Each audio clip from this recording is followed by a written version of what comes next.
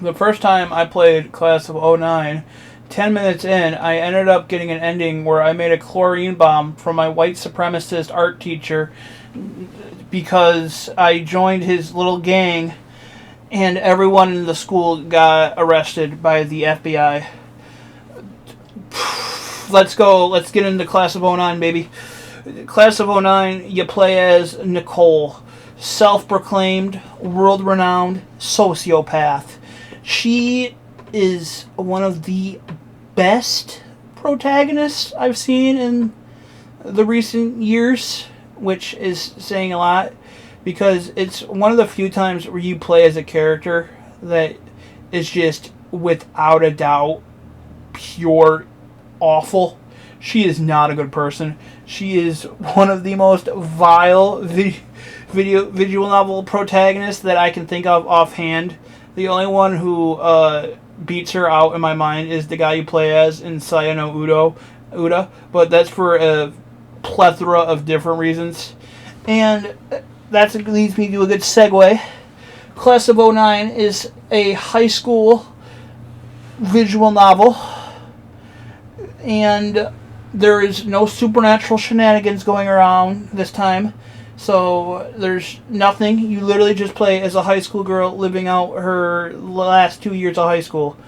And using that synopsis, saying that out loud, and then remembering the absolute insanity that happens in this game is funny. I use the word funny a lot. I apologize, but this game is genuinely hilarious. I love it. Everyone who is involved just commits to the bit 100%, and it comes out to this beautiful. I don't even want to use the word train wreck, because that implies it's bad. This beautiful window into just the worst people you can possibly imagine in your mind becoming fully realized. We have, of course, Nicole, sociopath, who can, I think, in the first game, she can manipulate a man to jump off a roof and kill himself, and then 5 seconds later become a YouTuber vlogger. She can also sue the school and move to California. She can also bully a kid so bad that he shoots up the school. You could also date your gym teacher to the point where he kills you and then goes to town on your corpse. Yeah.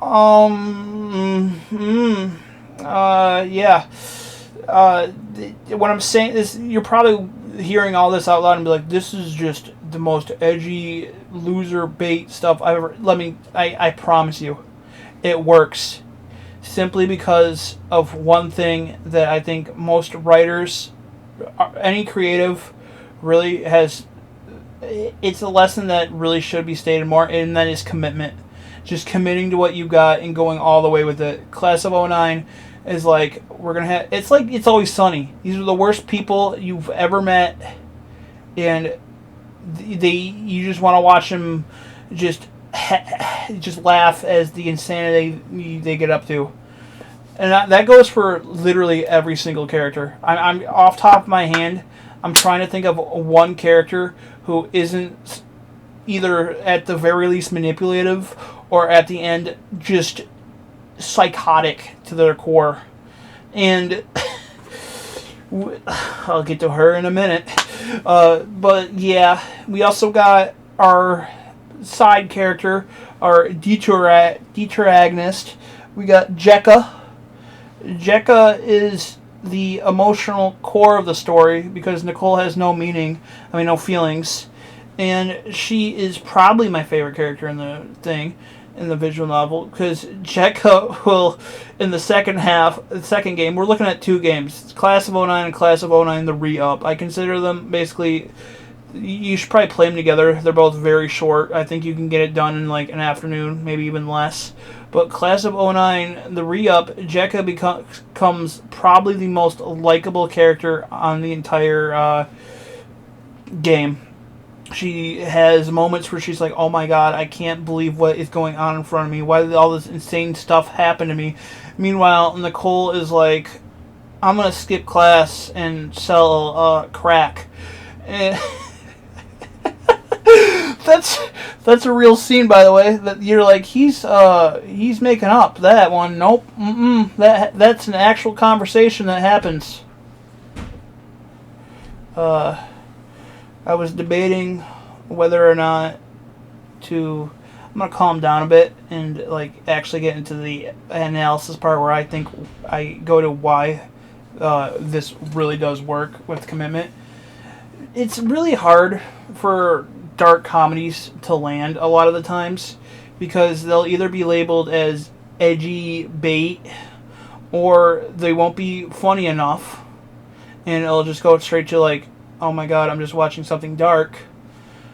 Or there's the other side of it where it's funny, but like you don't get that feeling when you get to a good dark comedy where you laugh, but you get like that little feeling in the bottom of your stomach like, oh my god.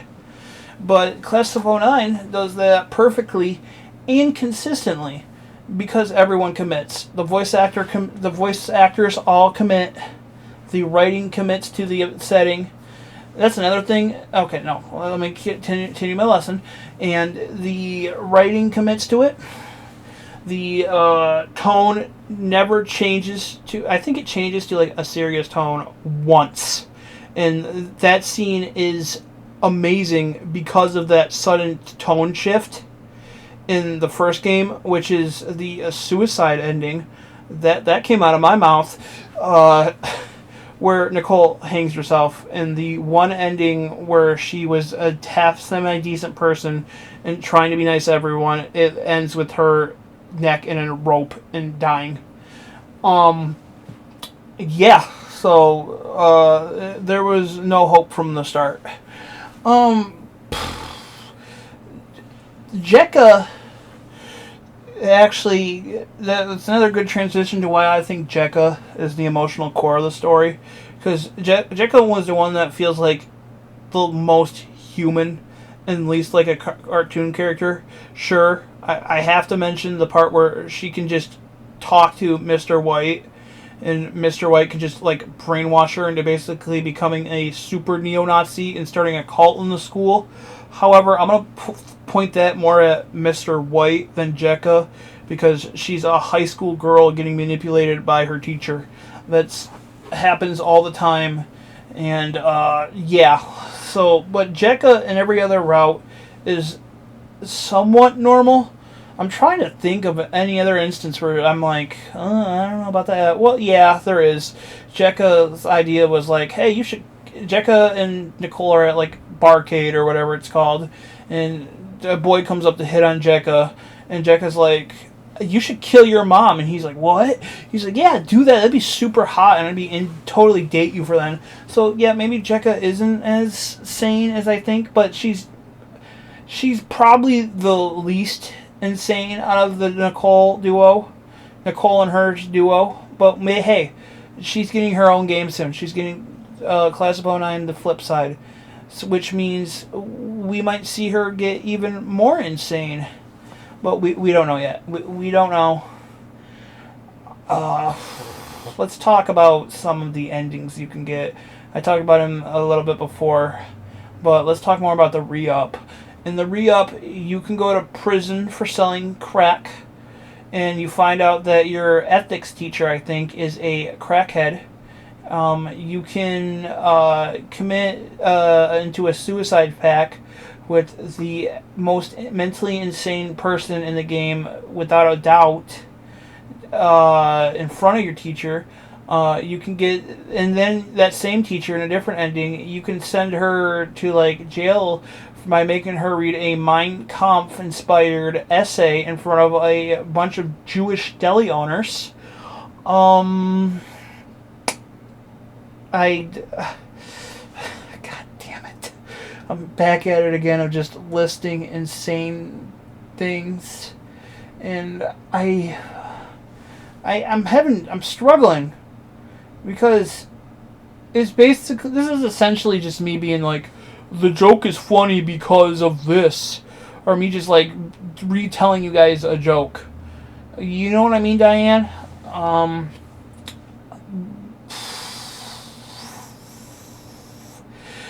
Another ending is you get to be homeless, and then you get to find out that the teacher that caused you to be homeless is getting underage girls to prostitute themselves. You can become an eBay hooker. That's a sentence that's about 10 years older than I am. You can I think this is a good part where I transition, because there's two endings in this game that I've been avoiding talking about, because I'm probably going to ramble about them for a while.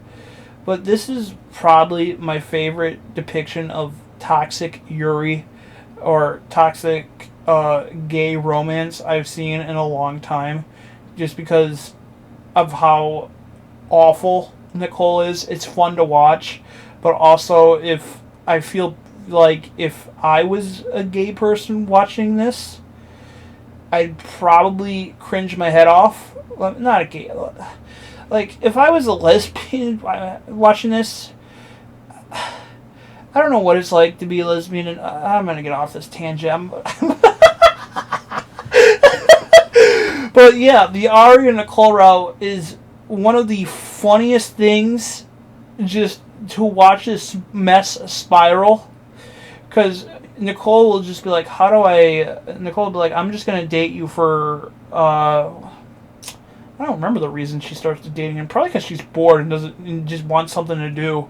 That's a lot of the reasons why Nicole does the things she does, is because she's either bored, can get drugs, or can get money. Yeah, that's our protagonist, alright.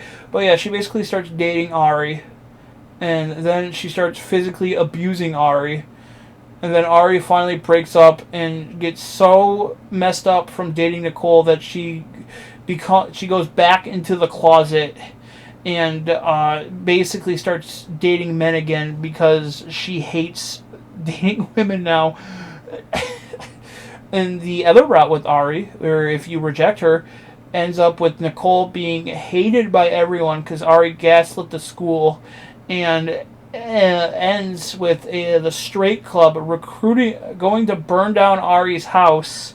And then Nicole goes to Ari's house, and Ari's like, I want to date you because I want you to hurt me. I think one of the lines was like, I want to date a girl who will help me plan out my suicide.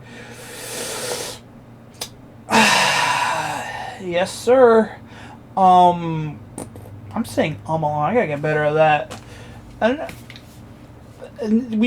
that's a good transition to the other quote unquote gay romance you can get into.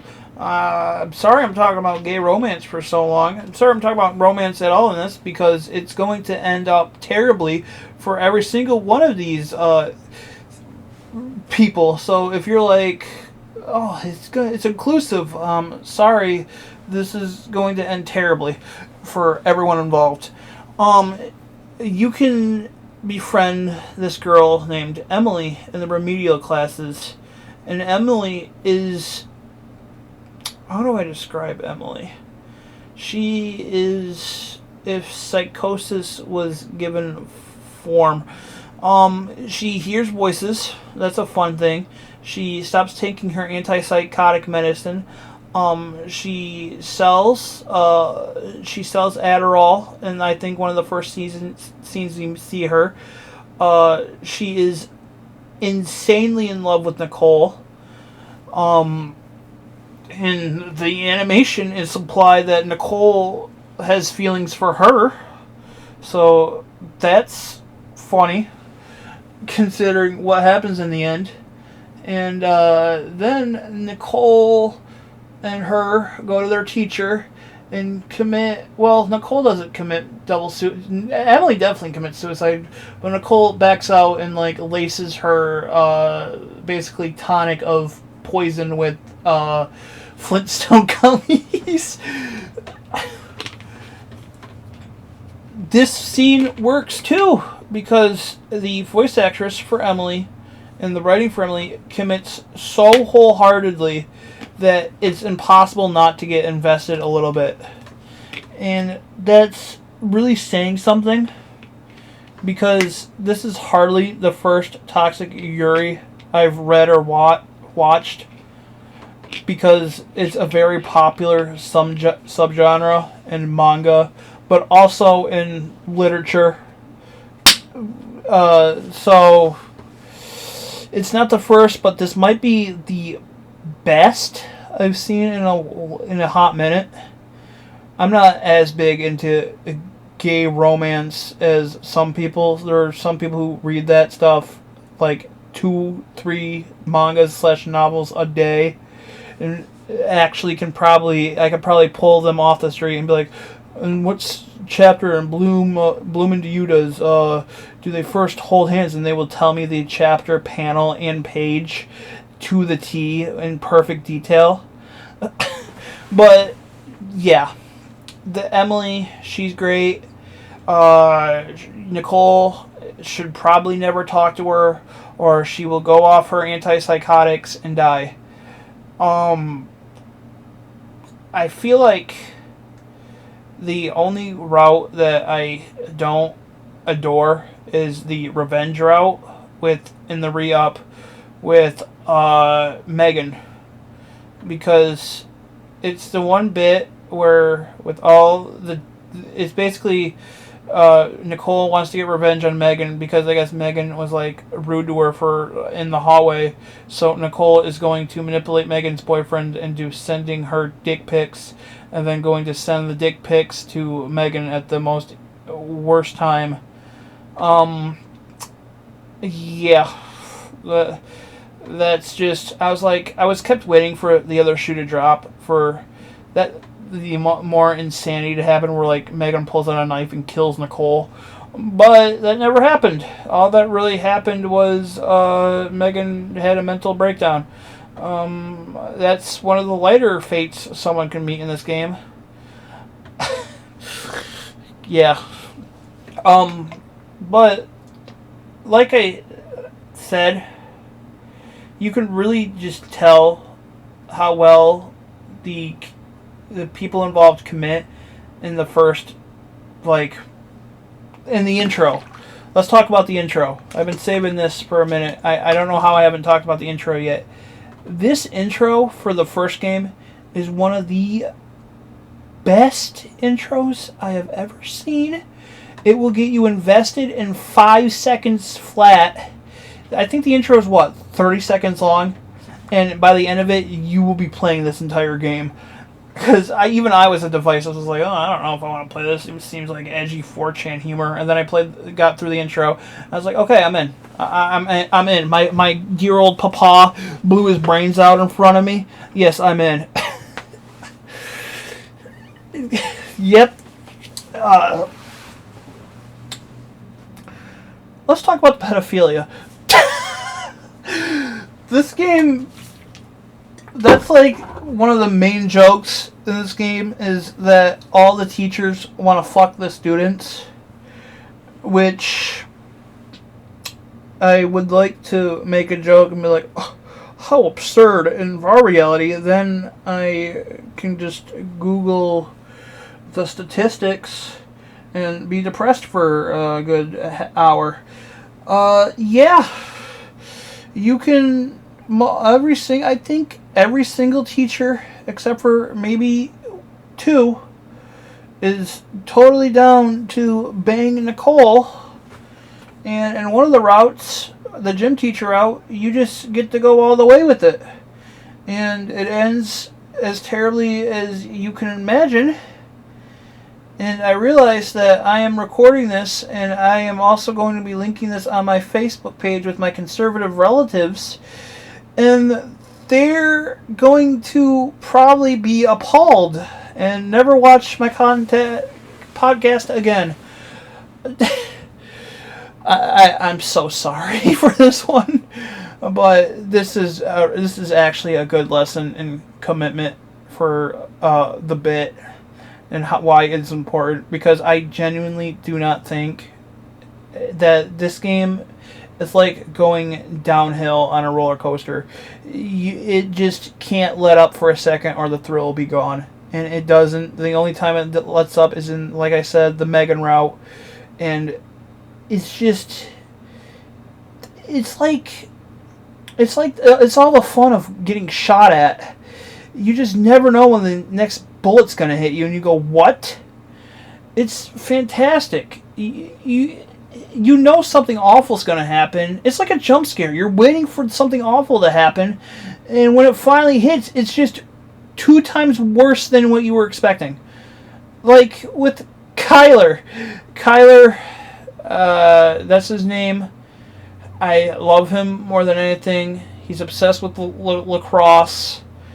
And you were like, okay. In one route, you can like try and get Kyler to... Kyler's trying to date Nicole. Everyone's trying to date Nicole in this game, except for maybe Jeffrey, because Jeffrey just wants to play his manga and watch his anime. We'll get into Jeffrey in a second after I talk about Kyler. But essentially, Kyler takes Nicole to his pad because he has a lot of Percocet, and Nicole's like, I want that. So he's like, will you date me and go with me to lacrosse camp? And Nicole's like, no, you got to prove your love to me. And Kyler's like, I got this. And the next day, Kyler is jumping off a roof to prove his love. And in this scene, the player get to choose where you can convince Kyler, tell Kyler that you don't love him and it would never work, or you can be like, this is exactly what I want, baby. And if you do the latter, he lives. And you get his key, you go to his house, and you get addicted to Percocet and go to rehab. The end.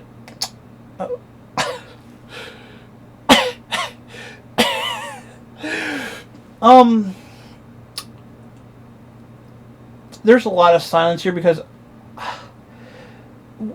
it's just, this game is fantastic. I love it, but saying all the stuff that happens out loud, because I kind of just like watch it and then internalize it and just like pass it off like, oh, that happened. But now that it's like coming out and becoming almost physical in a way, I'm realizing just how insane the stuff I'm saying is. And it's wonderful. This is dark comedy at its finest, absurd comedy at its finest. You would never expect this from an anime visual novel, and it's beautiful. It kind of reminds me of that first time I watched the Ghost Stories dub, except for way worse and with way more pedophilia. Let's talk about Jeffrey now, because I said about that earlier. Jeffrey is the standard anime geek character, and he is probably Jeffrey in every single scene just gets thrown under a bus, and it's hilarious. And even at points, this is how you the character is like, oh god, it's Jeffrey again. Let's bully the shit out of this kid. That's good writing. It makes you think like Nicole for a minute. But, like I said, alluded to before, you can befriend Jeffrey in the first game, and then use that information to bully him, and then Jeffrey will shoot up the school as a result. And for whatever reason, this is the ending they decided to make the anime short on YouTube into. They basically semi-adapted it, which is funny.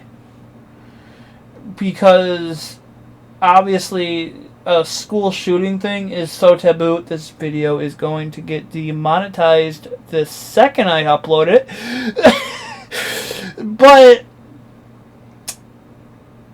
that's the moment. That's the moment when I was playing the game and I was like, oh, okay, nothing is on the table. Nothing is off the table now.